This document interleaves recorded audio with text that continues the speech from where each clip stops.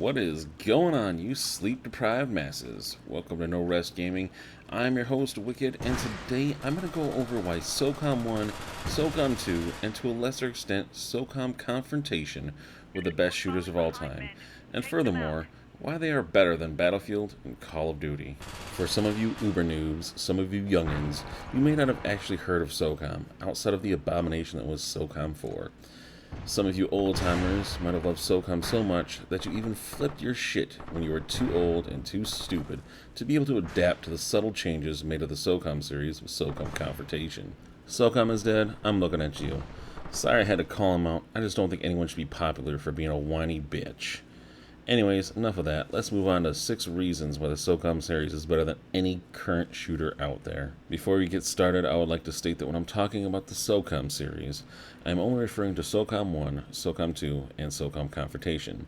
I've never played in the PSP Socoms, and Socom 3, Socom Combined Assault, and Socom 4 were just complete disappointments to the majority of the Socom community. Let's get on with it, people. Number 1, the gun mechanics.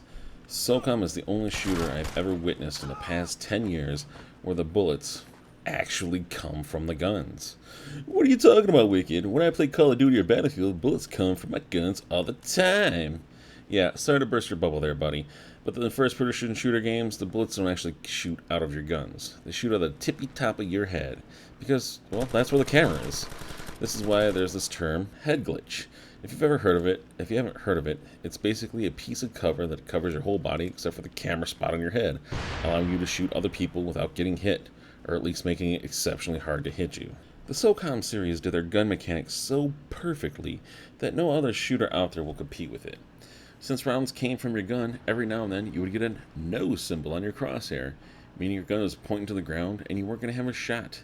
And even better, every now and then, a small yellow dot would appear on your screen or on your scope view, showing you that your shot was blocked by something and your rounds were going to go to where that yellow dot was. Not only did your rounds come from your weapon and not your head, Socom incorporated the best weapon spread in the game, which was little to no weapon spread.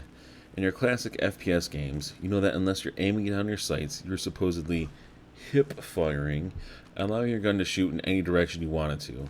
Socom was the only game to realize that no matter what, trained soldiers aren't going to put their weapons on their hip and fire it, which resulted in some of the best gameplay around. Since there was no crosshair spread, there was no cone of spray in these Socom titles. Your crosshairs just bounced all over the place, and if you could control it, you could be deadly accurate. Number 2, headshots were headshots, bullets were bullets. It didn't matter what weapon you had, be it a sniper, be it a pistol. If you got hit in the head, it was game over. This is the kind of balance I miss.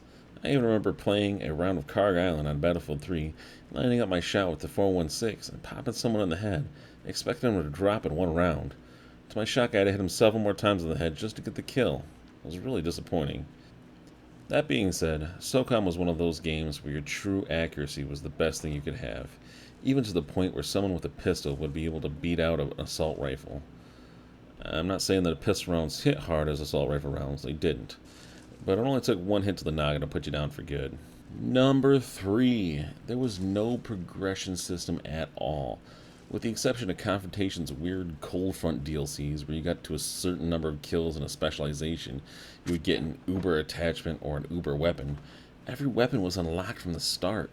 Each team had their own set of weapons, with a couple of weapons that were designated to both teams, and they were just set loose. It was skill against skill. Not more time played against less time played.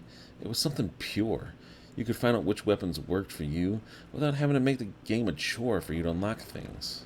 Number 4. No quick grenades.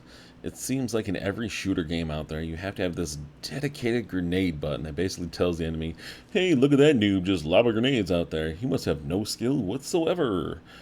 And it just led to gratuitous grenade spam. In Socom, you had to go through a menu and actually select the grenades. Sure, you could set up a quick swap to and from grenades, but you could only quick swap 2 items, so you had to decide, did you want to be able to quickly swap to your grenades or your secondary weapon, or maybe you're running around with a sniper rifle, so you could pull out your pistol and quick swap with grenades. It led to some actual tactical decisions. Although I'm still on the fence with Socom Confrontation's decision to put your primary on your back and hold a grenade like it was a Fabergé egg when you equip your grenades, It was something to appreciate. Sure, it looked sloppy and it took an extra second to switch back to your primary, but at the same time it gave everyone else a visual cue that you weren't going to be shooting back anytime soon, making it an actual decision to throw a grenade, rather than just some twitch button press. Included in this was the grenade arc, which was pressure sensitive. Along with the PS3 motion controls and confrontation, you could even decide whether you wanted to throw it normally, add extra height to it, or just roll it on the ground. Number 5. Socom had a true third-person camera. Now I say true because in many other third-person games, the camera would basically be free-floating. Not in Socom. No, that camera was firmly attached to your back, meaning if anyone was behind you, they knew that you weren't going to be able to see them. Not only that, but the camera was centered, not this weird over-the-shoulder view where it lines up with your weapon. It was perfectly centered. It was so well designed that the camera would zoom in if a wall or person got too close to you, and your character would become semi-transparent. It was, and still is, the best camera system for a third-person shooter out there.